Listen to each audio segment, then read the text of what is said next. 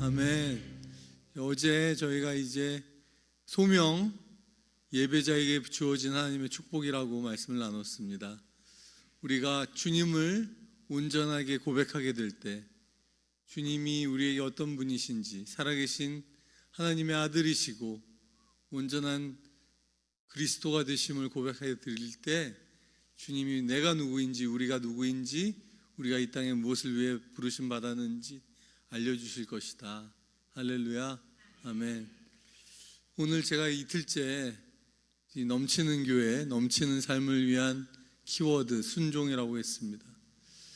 오늘 히브리서 5장 7절에서 9절 읽으신 구절을 다시 보시면, 그는 육체에 계실 때에, 이제 예수님을 말씀하는 거죠. 이 땅에 계실 때 자기를 죽음에서 능히 구원하실 하나님 아버지께 심한 통곡과 눈물과 간구와 소원을 올렸다. 영어를 함께 써주셔서 너무 감사해요. 보시면 prayers, petitions with loud cries and tears. 전부 4개가 다 복수형이에요. 복수형. 그러니까 예수님이 한 번만 그렇게 하신 게 아니고 십자가 지시기 전에 겟세마네 동산에서 한 번만 크게 울고 크게 눈물을 흘리고 간구하신 게 아니라 이 땅에 계시는 이 공생의 기간 동안에 종종 자주 눈물과 간구와 소원과 통곡을 올려드렸다는 말씀입니다. 여러분, 이게 상상이 되십니까? 예수님이 하나님의 아들이신데, 사실 하나님과 동등하신 분이신데 예수님이 이 땅에 계신 동안에 왜 이렇게 울 게 많고 왜 이렇게 간구와 눈물과 기도를 올려드리셨을까요? 주님이 이 땅에서 가지고 계셨던 무게, 인생의 무게, 그리고 또 이 사람들을 바라봤을 때 가지고 계시는 그 안타까운 심령, 그리고 본인이 짊어져야 하는 이 순종의 길, 그것이 결코 쉬운 것이 아니었다는 것을 알 수 있습니다. 여러분, 우리가 세상에서 여러 가지 고난과 고통, 남모를 눈물, 억울함, 슬픔을 가지고 살죠. 많은 세상 사람들이, 아니 하나님이 사랑의 하나님이신데 어찌 세상에 이렇게 많은 고통이, 특히 또 나의 삶에 이 억울한 일들을 허락해 주시는 것이 진짜 하나님의 사랑이 맞는 거냐, 하나님이 귀먹은 거 아니냐, 혹은 또 이런 분도 있어요. 하나님이 세상을 만드시긴 하셨는데 애프터 서비스를 안 하시는 것 같다. 그냥 만들어 놓고는 남몰라라 하시는 거 아니냐, 세상을. 정말로 제가 만나본 중에 삼성보다도 애프터 서비스가 약하신 것 같다. 하나님은 이렇게 말씀하신 분이, 그래서 나는 사랑의 하나님 계시다고 안 믿는다 라는 분이 계셨어요. 여러분은 어떠십니까? 하나님이 이 세상을 이렇게 어지럽고도 혼란하고도 슬픔 많고 고통 많은 세상으로 남겨두고 계신 하나님이 정말 사랑의 하나님 맞습니까? 아멘. 그런데 그럼 어떻게 그걸 설명하실 것입니까? 어떻게 이 고통받는 세상을 보며 사랑과 공의의 하나님이라고 우리가 사람들에게 말할 수 있겠습니까? 그런데 오늘 성경 히브리서 5장 7절에는 주님이 그렇게 우셨고, 주님이 그렇게 통곡하셨고, 그렇게 아파하셨고 슬픔에 잠기셨다는 것이죠. 우리 하나님은 첫째로 말씀드리는 것은 우리 고난에, 고통에 함께 하시는 하나님이시라는 것입니다. 그리고 우리 예수님은 친히 그 고난과 고통을 몸소 우리와 동일하게 겪으신 분이시라는 것입니다. 이 세상에 어떤 신이 그 피조물과 동일한 위치로 내려와서 피조물이 겪는 아픔과 억울함과 배신, 고난, 고통을 함께 겪은 것입니까? 그런데 이 히브리서 5장 7절은 더 놀라운 것은 그 신이 이 땅에 오셔서 하나님의 아버지 하나님의 보좌에 기도를 올리셨다고 것입니다. 저는 예수님의 기도가 여기 아무 힌트는 없습니다만 우리를 위한 기도였을 거라고 생각해요. 자신을 위한 기도가 아니라 이 눈멀고 귀먹고 하나님을 보지 못하고 알지 못하고 하나님께 무례하게 행하는 눈먼 세상을 향한 눈물의 기도였을 것이라고 생각합니다. 그리고 그분의 기도가 여기 보시면 들으심을 얻었느니라. 누가 들으셨습니까? 아버지 하나님이 그분의 기도를 들으신 것이죠. 어떤 기도였을까? 어떻게 응답이 되셨을까? 아마도 저들의 죄를 용서하여 주십시오. 십자가에서 드렸던 바로 그 기도. 저들은 알지 못하고 하나님의 영광을 보지 못하기에 저런 죄를 짓고 있습니다, 아버지. 그리고 그의 기도가 하나님 아버지를 향한 경외심으로 드려졌기에 응답이 되어졌다. 들으심을 얻었느니라. 그 응답은 뭐였습니까? 내가 여기 있습니다, 아버지. 나를 받아서 저들을 용서하여 주십시오. 다음 8절을 보시면, 다음 슬라이드로 넘겨주시면, 그 5장 8절을 보여주시면, 네, 이게 또 놀라운 구절입니다. 그분은 하나님의 아들이셨지만 받으신 고난으로 순종함을 배우셨다. 우리가 상상하기도 어려운 말씀입니다. 신이신 하나님의 아들이신 예수께서 그냥 순종을 쉽게 하셨을 것 같으시잖아요. 그런데 이 예수님조차도 고난을 통해 순종함을 배우셨다고 말하고 있어요. 미스테리한 얘기죠. 정말 놀라운 얘기죠. 여러분, 우리도 순종이 쉽게 되면 얼마나 좋겠습니까? 순종이 그냥 자동적으로 되면 얼마나 좋겠습니까? 그런데 예수님이 순종을 고난을 통해 배우셨다고 합니다. 여러분, 우리에게도 얼마나 이 고난이라는 학교가 필요할까요? 그렇게 됐을 때 어떻게 됐냐면 9절을 보시면 그 받으신 고난으로 순종함을 배워서 온전하게 되셨다. 그러니까 온전함과 연결되어 있는 이 중요한 덕목 뭐죠? 순종인 것이죠. 하나님 보시기에 여러분은 온전한 자가 되길 원하십니까? 아멘. 그러려면 무엇을 배워야 한다? 순종을 배워야 한다. 그래서 이 예수님이 먼저 순종함의 모범이 되어주시고 모델이 되어주셔서 자기에게 순종하는 모든 자에게 영원한 구원의 근원이 되어주셨다고 말하고 있습니다. 그러니 우리가 따라가야 할 표본은 예수 그리스도, 그분의 순종함을 배우는 게 우리의 신앙생활인 것이죠. 아멘. 자, 제가 미리 드리지 못했는데 성경을 가지고 계시면 신명기 8장을 보십시오. 신명기 8장을 보시면 제가 또 나누고자 하는 말씀, 오늘 성경 구절을 몇 구절 찾아보려고 합니다. 신명기 8장 2절부터 보시면, 혹시 성경이 없으신 분들은 제가 읽을 때 잘 들어주십시오. 신명기 8장 2절부터 내 하나님 여호와께서 이 40년 동안에 내게 광야길을 걷게 하신 것을 기억하라. 이는 너를 낮추시며 너를 시험하사 내 마음이 어떠한지 그 명령을 지키는지 지키지 않는지 알려 하심이라.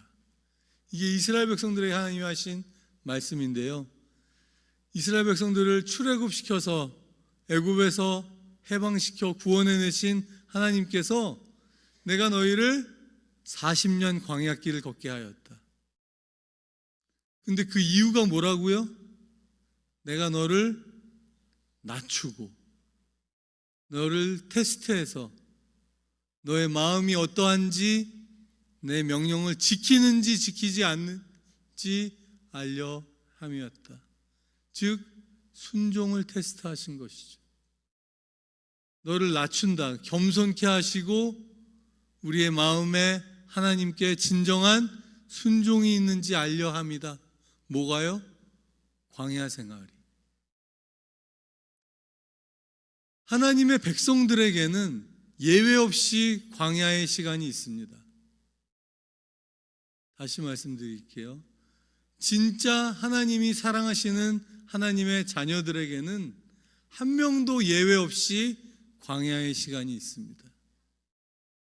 그것은 우리를 낮추시며 우리의 마음을 시험하셔서 우리가 하나님의 말씀을 지키는지 안 지키는지를 알게 하려 하심이라. 3절 보시면 너를 낮추시며 너를 줄이게 하시며 너도 알지 못하며 내 조상들도 알지 못하는 만나를 너에게 먹이신 것은 사람이 떡으로만 사는 것이 아니요 여호와의 입에서 나오는 모든 말씀으로 사는 줄을 내가 알게 하려 함이라. 할렐루야. 자, 광야의 특징은 뭐죠? 먹을 게 없어요. 또 광야의 특징은 뭐죠? 길이 없어요. 또 광야의 특징은 뭐죠? 물이 없어요. 오직 하나님의 도움을 의지하지 않고는 생존이 불가한 것을 허락하시는 것이죠. 왜 그렇습니까? 하나님이 심술장이라서 이집트에서 끌어내가지고 갑자기 물도 없고 먹을 것도 없고 길도 없는 곳으로 우리를 내몰아 가신 것은 하나님이 우리를 놀리고 일부러 그렇게 하는 것이 아니라 하나님의 도움으로만 살 수 있는 존재임을 깨닫게 하려 하시는 것이죠. 아멘입니까, 여러분? 그래서 이스라엘 백성들이 그 광야로 나왔을 때 딱 나오니까 물이 없고 먹을 게 없어서 하나님이 계신 게 맞느냐? 하나님이 우리를 죽이려 하시는 거냐? 그래서 하나님과 다툼을 가지고 있고 하나님을 의심하고 시험했다고 그랬죠. 그래서 무리바, 마사, 하나님과 다투었다, 하나님을 시험하였다.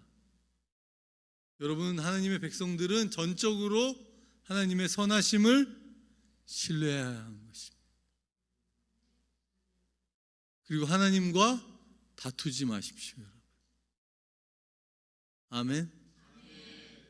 오늘날 너희가 주의 음성을 듣거든 내 마음을 강팍하게 하지 말아라.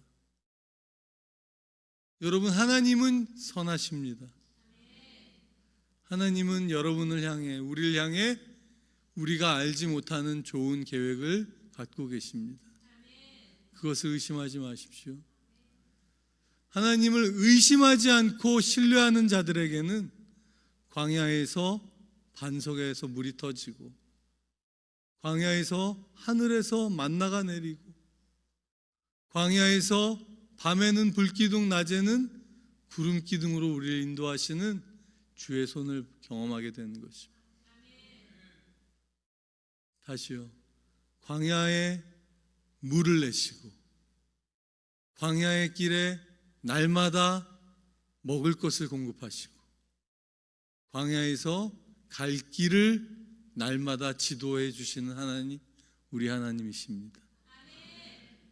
그래서 사람이 그저 떡으로만 사는 것이 아니라 하나님의 입으로부터 나오는 모든 말씀, 이것도 무엇입니까? 말씀으로 산다는 말이 뭡니까?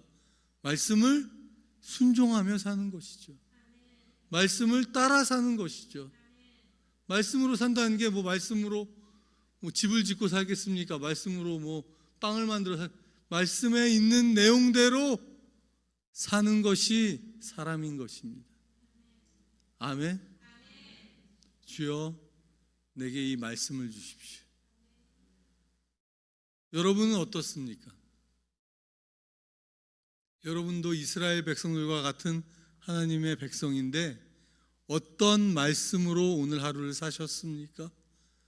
어떤 말씀이 여러분의 삶을 이끌어 가고 있습니까?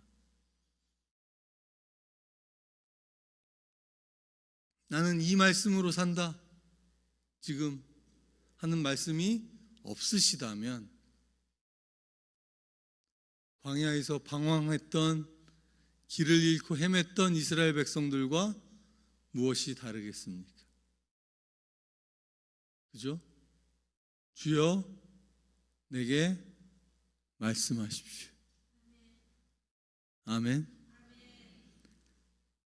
이는 너를 낮추시며 너를 시험하사 너의 마음이 어떠한지 그 명령을 지키는지 지키지 않는지를 알려 하심이라. 자,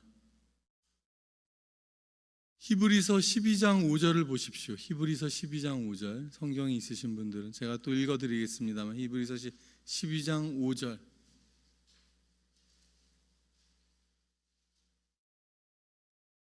또 아들들에게 권한 것 같이 내가 너희에게 권면하신 말씀도 잊었도다. 일러스되 내 아들아, 주의 징계하심을 경히 여기지 말며 그에게 꾸지람을 받을 때 낙심하지 말라. 주께서 그 사랑하시는 자를 징계하시고 그가 받아들이시는 아들마다 채찍질하심이라 하였으니. 자, 오늘 제가 고난을 통한 영광이라고 되었습니다. 우리 예수님도 고난을 통해 순종을 배우셨다라고 했어요. 여러분, 우리의 인생에 왜 어려움과 시련과 고난이 찾아옵니까? 여러 가지 이유를 말씀드릴 수 있는데, 첫 번째 이유는 주님이 우리를 꾸짖을 때가 있습니다. 경책하실 때가 있습니다. 6절에는 심지어 그가 받아들이시는 아들마다 채찍질하려 하심이라. 자, 부모님께 채찍질 받으신 분 없으시겠지만 웃을 일이 아닌 하나님이 그가 받으시는 아들마다 채찍질하심이라. 7절, 너희가 참음은 징계를 받기 위함이라. 하나님이 아들과 같이 너희를 대우하시나니 어찌 아버지가 징계하지 않는 아들이 있으리요. 징계는 다 받는 것이거늘 너희에게 만약 징계가 없으면 너희는 사생하여 친아들이 아니니라. 아들이 망나니 짓을 하는데 아이고 잘한다 잘해 이러고 계실 부모님이 안 계시겠죠. 그죠?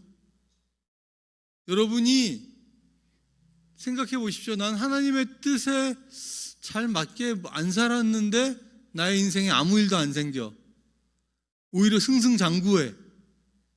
그러면 기쁘셔야 되겠습니까? 하나님 나 버린 거 아닌가? 두려움이 있어야 합니다, 여러분. 근데 내가 조금 하나님을 잘 섬기지 못하고 있었는데 내 삶에 시련과 고통이 찾아와요? 그럼 하나님 원망해야 되는 게 아니라 주님이 나를 정말 사랑하시는구나.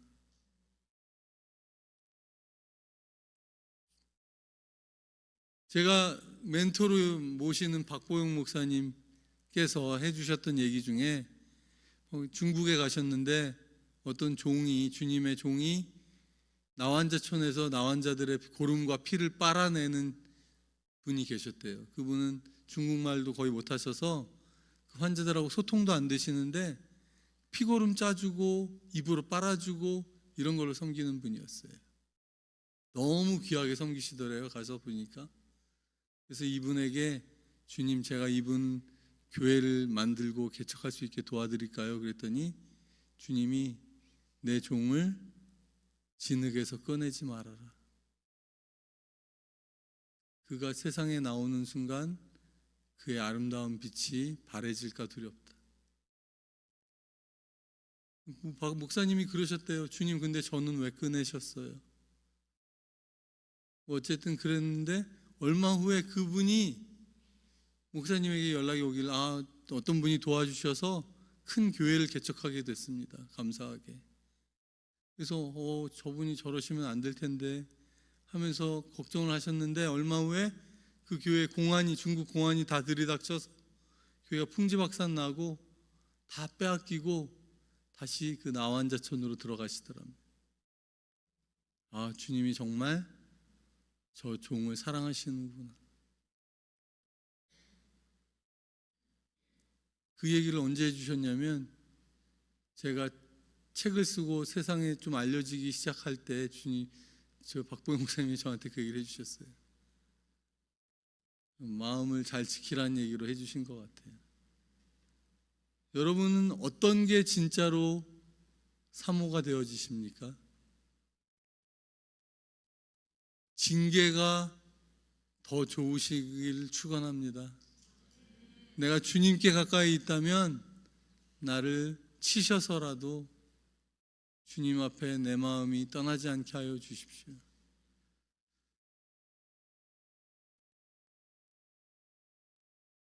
구절 보시면, 또 우리 육신의 아버지가 우리를 징계하여도 공경하였거늘 하물며 모든 영의 아버지께 더욱 복종하려 하며 살려 하지 않겠느냐? 그는 잠시 자기의 뜻대로 우리를 징계하였거니와 오직 하나님은 우리의 유익을 위하여 그의 거룩하심에 참여하게 하시느니라. 여러분, 인생의 고난은 우리로 하여금 하나님의 거룩함에 이르게 하는 축복을 가지고 옵니다. 제가 어제 저희 온누리교회 선교사라고 말씀드렸는데, 온누리교회 만드셨던 하용조 목사님께서 소천하시기 전에 목사님하고 어떤 다른 부목사님하고 대화하실 때, 이 목사, 온누리교회가 왜 부흥했는 줄 아나? 그건 내가 몸이 너무 아파요. 하용조 목사님 몸이 너무 많이 아프셔서, 몸이 너무 많이 아파서 꼭 중요한 일밖에 할 수가 없었어. 이 일 저 일 다 막 하지 못, 안 해도 돼, 할 수가 없어서 정말 가장 중요하게 맡기신 일만 하다 보니 부흥하더라고, 교회가. 사람이 힘이 넘치고 막 건강이 넘치고 하면 더 많은 일을 할 것 같잖아요. 근데 더 많은 헛짓을 할 수도 있습니다. 저는 많은 주의 종들을 보니까 주님이 이렇게 어떤 표현을 쓰자면 멱살을 딱 잡고 계신 것 같아요. 조금만 헛짓을 하려고 그러면 건강이 나빠진다든지 어떻게, 주님이 이게 딱 쥐고 계세요. 주님이 우리를 이렇게 멱살 잡고 계실 때가 축복입니다, 여러분.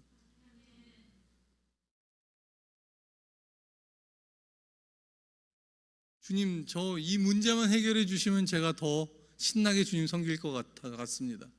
근데 그런 분들 중에 그 문제가 해결되니까 주님께 가까이 와서 기도 안 해. 자기가 막 신나게 자기 일 찾아다녀. 그죠? 문제가 남아있고 주님 앞에 엎드릴 수 있음이 축복인 줄로 믿습니다, 여러분. 주님, 내가 주님을 떠나지 않을 수 있다면 내게 가시와 문제를 주십시오. 아멘이 없으시네. 제가 이제 어떤 분에게 복음을 전했어요. 그분이 예수님 영접했어요. 그분이 예수님 영접하고 2주 만에 같이 성경 공부하는데 했던 기도가, 하나님, 저도 하나님 더 잘 믿을 수 있으면 제게 고난을 주세요.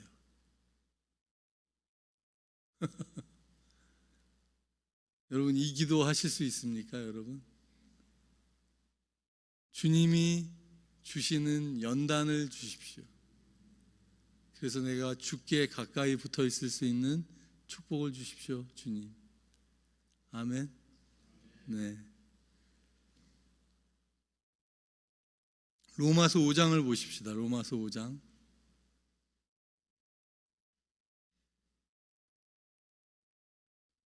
3절부터 5절을 보겠습니다. 로마서 5장 3절에서 5절. 오늘은 정말 정통 성경 공부 날입니다, 여러분. 로마서 5장 3절에서 5절을 보시면, 다만 이뿐 아니라 우리가 환난 중에도 즐거워하나니 이는 환난은 인내를, 인내는 연단을, 혹은 어떤 다른 성경 버전에는 인내는 연단된 인격을, 그리고 연단은 소망을 이루어내는 줄 알미로다. 이 소망이 우리를 부끄럽게 하지 아니한 것은 우리에게 주신 성령으로 말미암아 하나님의 사랑이 우리 마음에 부어진 바 된 일이. 여러분, 그리스도인들에게는 환난도 슬픔과 낭망이 아닌 것인 줄로 믿습니다. 왜냐하면 환난 가운데 주님이 우리에게 보석 같은 인내력을 만들어내십니다. 아무것도 공짜는 없어요. 여러분, 하나님이 주시는 고난, 고통을 통해서 우리에게 보석 같은 성품과 인격이 장착되는 것을 아십니까? 제가 지난주에 어느 교회 가서 말씀을 전했는데, 여기 뉴욕에 있는 교회에 가서 말씀 전했는데, 그 다음날 두 분의 성도님들과 식사를 같이 하게 됐어요. 점심 식사를.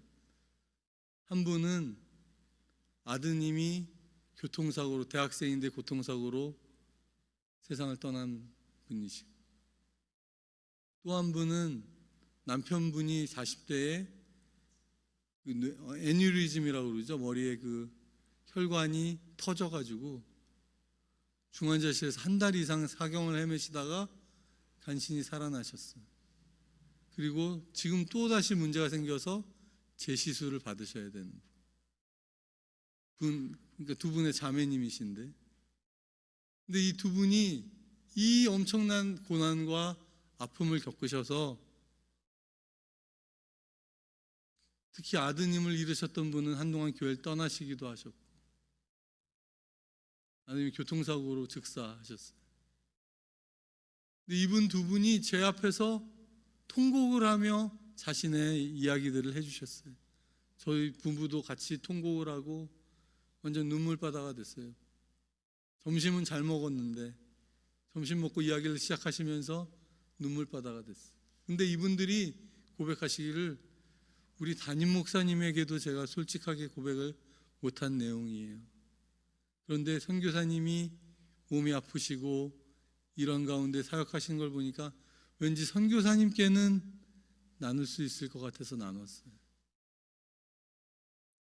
제가 듣는 생각이, 저도 39세 때 파킨슨병에 걸린 거거든요. 저의 아픔 때문에 이분들이 그 마음을 나눌 수 있게 되었고, 함께 울 수 있는 이 시간이 소중하더라고요.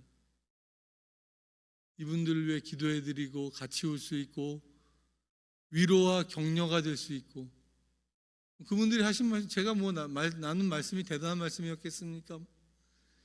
그래도 주의 말씀을 전하는 이렇게 병에 걸린 사역자가 있다는 걸 보고 마음을 나누시고 같이 울 수 있고 기도할 수 있는 자리에 제가 설 수 있는 은혜가 있더라고요, 하나님. 여러분, 우리에게 닥치는 고난은 그냥 무의미하고 고통만이 아니라, 그것 아십니까? 그 받은 고난으로 같은 고난을 받는 자들의 위로와 격려가 될 수 있는 힘과 원천을 주시는 하나님이십니다. 그 인내를 통해 연단된 인격이라고도 돼 있다고 그랬죠. 여러분, 고난을 통과한 사람을 만나보시면 인격이 다르더라고요. 함부로 말하지 않고 배려와 사랑이 훨씬 많은 사람들을 많이 만났습니다, 저는. 그런데 그 고난을 하나님 안에서 통과해야 의미가 있겠죠. 그죠? 그래서 하나님의 소망을 품고 또 그 소망이 부끄럽지 않은, 소망이 그냥 허망하지 않은 것은 그 안에 성령으로 말미암아 하나님의 사랑을 부어주실 때에만 의미가 있는 고난인 줄로 믿습니다. 여러분, 혹시나 인생의 고난과 어려움에 해석되지 않는 분들, 하나님께 나아가십시다. 하나님을 불러보십시다. 마치 예수님께서 이 땅에 계실 때 심한 통곡과 눈물과 간구와 소원을 하나님께 아뢰었고 주님이 그 기도를 들어주셨던 것처럼 우리의 신음과 고통을 외면치 않으신 하나님 찬양합니다. 아멘. 다니엘서를 한번 보겠습니다. 다니엘, 구약성경 다니엘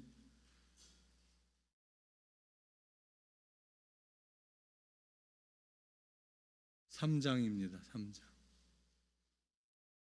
21절부터 보겠습니다. 다니엘 3장 21절. 우리가 어렸을 때 주일학교 때 잘 듣던 이야기 중에 하나, 다니엘의 세 친구들 사드락, 그 다음에 뭐죠 이름이? 등등등. 21절에 보시면 이들이 풀무불에 던져지죠. 왕이 명령한 대로 행하지 않아서 그들을 불에 던지려고 할 때 그들의 그 놀랍고 유명한 고백 있지 않습니까? 그리 아니하실지라도 나는 왕과 상관이 없다. 나의 믿음엔 변함이 없다. 그런데 하나님이 어떻게 역사하시냐면요, 이들을 풀무불에 던져지도록 내버려 두십니다. 불에 안 던져지게 막으시거나 불에서 건져내시지 않아요. 하나님께서 불 속에 세 명이 다 떨어집니다. 21절 보시면 그러나 그 사람들을 겉옷과 속옷과 모자와 다른 옷을 입은 채 결박하여 맹렬히 타는 풀무불 가운데 던졌더라.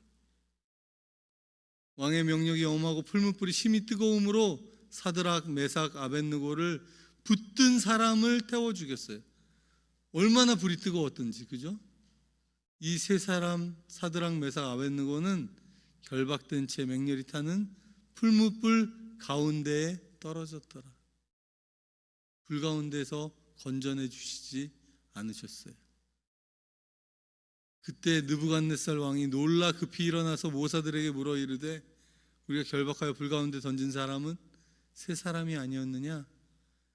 왕이 올소이다 하더라. 왕이 말하되 근데 내가 보니 결박되지 아니한 네 사람이 불 가운데로 다니는데 상하지도 아니하였고 넷째의 모양은 신들의 아들과 같도다. 사드락, 메삭, 아벳느고는 불 가운데에서 걸어 다녔어요. 고통 중에 주님과 동행함을 허락하시는 하나님. 너는 두려워 말라. 내가 불 가운데 지날 때 내가 너와 함께 할 것이다. 물이 너를 삼키지 못할 것이고 내가 너와 물이 너를 함몰치 못할 것이다. 내가 너와 함께 할 것이다. 우리 하나님은 고통 가운데 우리와 함께 걷는 분이십니다. 고통에서 우리를 끄집어내시기보다 우리의 고통 한가운데에 들어오셔 우리와 함께 그 고통을 감내하시고 걷고 동행하시는 하나님 사랑합니다, 여러분. 그 넷째의 모양은 신들의 아들과 같도다. 저는 이분이 예수님일 것이라고 생각해요. 우리 주님이 우리의 고난 한가운데에 동참 동행하시는 하나님, 그것이 우리가 믿는 종교 기독교입니다. 이 세상이 고통당할 때 하나님은 어디 있느냐? 그 고통 한가운데에 우리와 함께 걷고 우리를 위해 중보하시고 우리를 대신하여 그 고난의 불구멍이 한가운데로 뛰어드시는 하나님이십니다.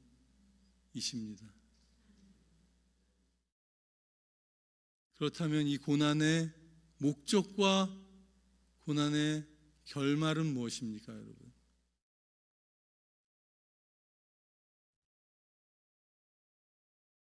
시편 17편을 보시겠습니다. 시편 17편. 두 구절 정도 이제 나누고 기도하겠습니다. 시편 17편의 마지막 두 절, 14, 15절입니다. 시편 17편 14, 15절. 여호와여, 이 세상에 살아있는 동안, 넘어갔습니다. 잠시만요. 여호와여, 이 세상에 살아있는 동안 그들의 분깃을 받은 사람들에게서 주의 손으로 나를 구하소서. 그들은 주의 재물로 배를 채우고 자녀로 만족하고 그들의 남은 산업을 그들의 어린아이들에게 물려주는 자니이다. 나는 의로운 중에 주의 얼굴을 배우리니 깰 때에 주의 형상으로 만족하리이다. 좀 어려울 수 있습니다. 제가 해석을 해보겠습니다. 이것을 표준 세번역이라는 성경으로 제가 한번 읽어드릴게요. 좀 더 쉽거든요. 표준 세번역이라는 성경에는 이렇게 되어 있습니다.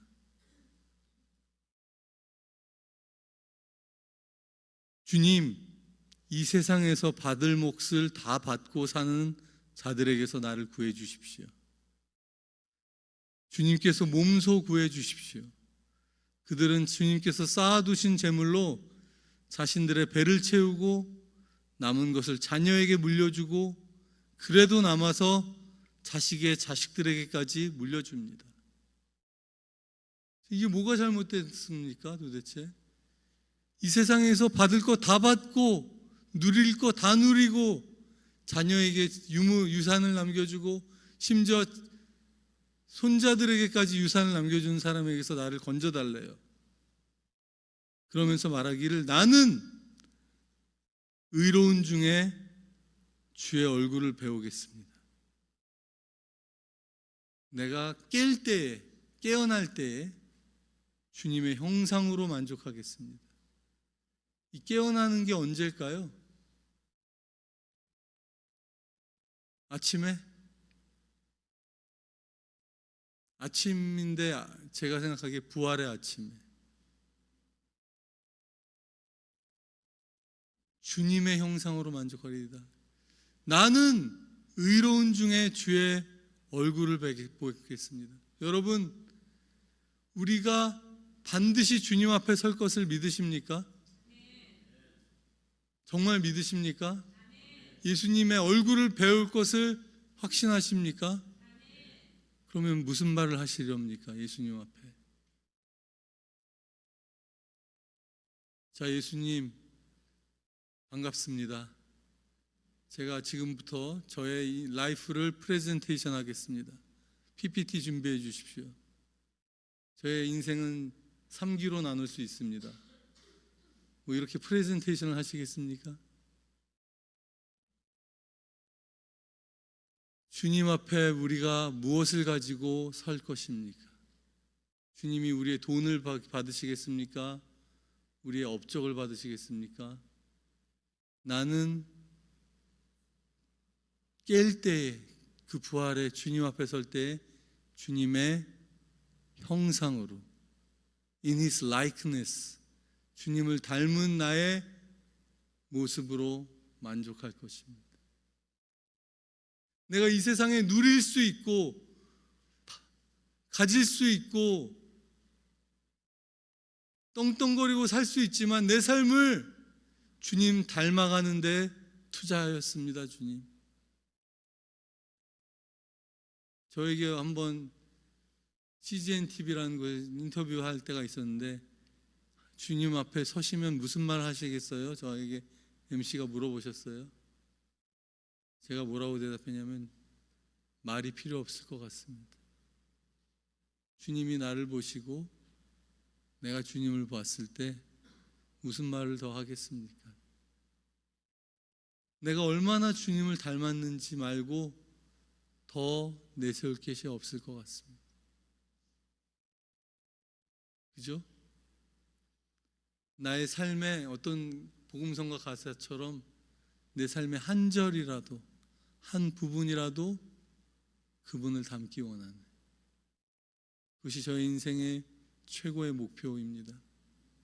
여러분, 고난을 받으면요 예수를 닮아가는 삶으로 우리를 인도해 주시는 축복이 있는 줄로 믿습니다. 로마서 8장을 보십시오. 로마서 8장 28절 29절, 이 유명한 구절 로마서 8장 28절 그리고 29절을 보겠습니다. 28절, 우리가 알거니와 하나님을 사랑하는 자 곧 그의 뜻대로 부르심을 입은 자들에게는 모든 것이 합력하여 선을 이루느니라. 이건 너무 잘 알죠. 하나님을 사랑하는 자들에게는 모든 것이 합력하여 선을 이루어서 무슨 일이 생기냐면요, 29절, 하나님이 미리 하신 자들을 또한 그 아들의 형상을 본받게 하기 위하여 미리 정하셨으니 이는 그로 많은 형제 중에서 맏아들이 되게 하려 하심이니라. 이렇게 합력하여 선을 이루어서 어떻게 된다고요? 아들의 형상을 우리가 본받게 되는 것입니다. 여러분, 다 예수님 닮은 사람들이 되는 거죠. 그래서 뭐라고요? 많은 형제 중에서 예수님이 맏아들이 되기를 원하신다. 원래 외아들이시잖아요, 예수님은. 근데 맏아들이 된다는 게 뭡니까? 다 우리가 주님의 형제 자매가 되는 것이고, 큰형, 큰오빠가 예수님 되시는 것이죠. 따거라고 중국말에 안 웃으시네. 큰형님이거든. 큰형님. 조직폭력배들이 형님 할 때 전문용어로 오야봉. 진짜 안 웃으시네. 우리 주님이 큰형님이 되시는 거예요, 여러분. 그것이 하나님의 계획이라는 거예요. 다 우리가 이 사람도 예수님이랑 똑같이 생겼네. 또 예수님이 여기 있네. 잘못 보셨어요. 저는 예수님 124번째 동생이에요. 그런 거 아닙니까? 그죠? 아이고 예수님 또 전 100만 어쩌고 동생입니다가 되는 거예요. 여러분, 안디옥 교회에서 그들이 비로소 그리스도인이라고 불림을 받았다라고 사도행전에 써 있어요. 왜냐하면 예수님을 닮았기 때문에. 예수 닮은 자들이라는 이름을, 그래서 우리가 그리스도인들이 된 거 아닙니까, 여러분? 크리스찬, 그리스도를 닮은 사람들, 그것은 공짜가 아니라 예수님도 고난을 통해 그렇게 되셨던 것처럼 우리가 받는 고난 가운데 하나님의 형상이 우리 가운데 새겨질 때 그리스도를 닮은 자들로 우리가 이 세상에 서게 될 줄로 믿습니다. 그리고 그 길은 우리 주님이 걸어가신 것처럼 아버지의 뜻을 깨닫고 순종함으로 이루어진 길인 줄로 믿습니다.